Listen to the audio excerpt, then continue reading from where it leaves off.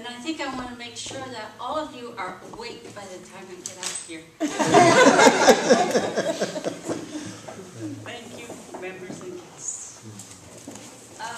I'm speaking on cyberbullying, basically because I remember when I was bullied as a kid on the school ground, being teased and chased. That's peanuts besides cyberbullying. And my purpose today is to inform ourselves in protecting our youngsters from cyberbullying. I want to make clear what cyberbullying is and isn't. Cyberbullying deals with teens, preteens, or children being tormented, harassed, humiliated, embarrassed, or targeted by other children or teens using the internet and what they call this interactive and digital technologies on mobile phones, cell phones. It has to be a minor on both sides, okay? If an adult is involved in it to an extent, then it is cyber harassment or cyber stalking. This is only between minors. It can take many forms, mean messages or threats on the email account, cell phone, or on a social networking site like MySpace or Facebook. It can be stealing a person's account information, password, and continuing to do likewise with messages to the other person. It can be taking unflattering pictures of the person and distributing them on different, on the cell phone or in texting or on the internet. Sexting, you've probably already heard of that, is text messaging using provocative, suggestive pictures or messages. And the impact on the youngster or teen can often be anxiety or depression. It can be suicide. I think we remember in the news this little girl, Alexis, in New York. She committed suicide because she had been pursued by other teens on, I think it was Facebook, with terms and messages, die messages, until she killed herself.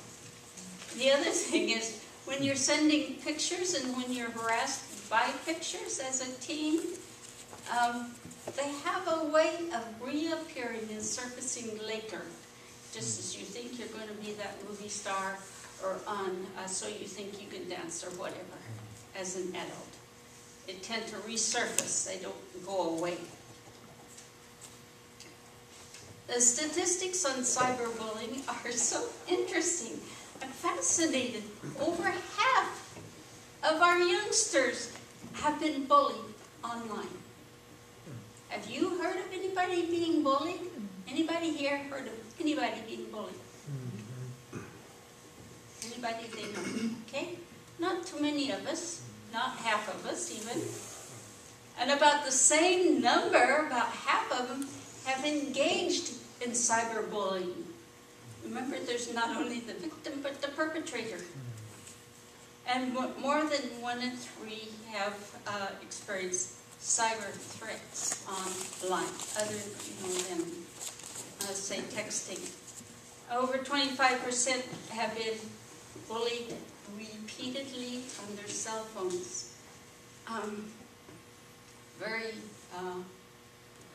Very pervasive, very distressing. And well over half of the young people don't tell their parents. They don't tell their parents when it happens. So we have you might say, a silent epidemic.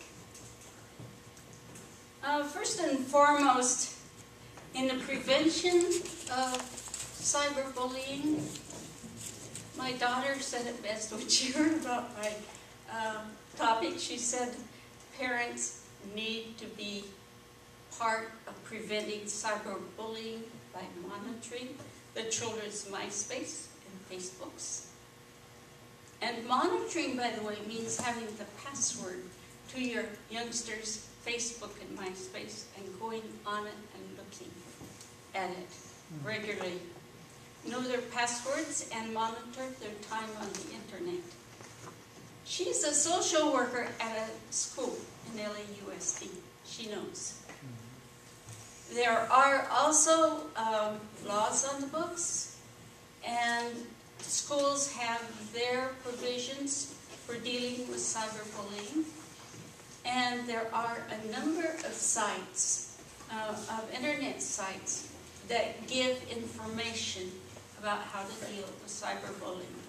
Google has a good site, and cyberbullyingstatistics.org is a good site. It's available for how to prevent and deal with it. But the buck starts with the parents. Since this doesn't appear to happen in the schools, it happens off of school time. So schools actually don't have, well, in essence, they have their hands tied in respect to some of the control of it, because it doesn't happen on their time, so they can't pursue the avenues to take care of it, really. As a parent, you need to listen, I would say, not just a parent, as a grandparent, as a friend, as a mentor, anybody. Listen, get to know your teens. Listen to them so they're willing to talk. Remember, it said over half of them don't tell their parents about cyberbullying when it's happening. So it's something that they just don't talk about. As a parent, you offer support by reporting the online behavior to where it's on the internet, to the service, the provider, the website, and there are steps there to block the bully, and if any further steps are taken, such as the case of the suicide, they can, the services can do other things to shut things down. MySpace and Facebook, YouTube have easy reporting mechanisms for parents where this is involved. It still pays to go talk to your teacher, your counselor, your principal, because they need to know. They need to know what's going on with the students at school. They need to know if this is a pattern, what is really happening with the student involved in bullying, the student involved in being bullied, who other students are involved. It always helps, and the school does have bullying policies. In other words, talk to your student ahead of time about what's happening in the schools. Be informed as a parent, and I say anybody who is involved with teens, as a friend, a relative, whoever, talk to them, keep them talking to. Of course, what steps do you take? Getting a new phone number, a new email address.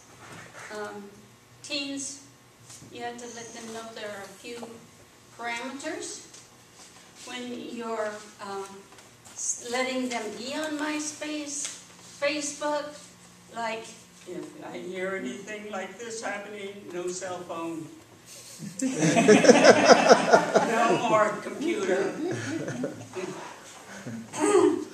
And the cyberbully needs to be confronted, and the victim needs to be counseled and dealt with. This, by the way, they also say that you should do this only allow the computer in the home in a public place, public area, at your home. Well, my grandson has a notebook. The computer's in the living room. Well, where does the notebook go? As Christians, be godly, and communicate, and help them communicate. Thank you.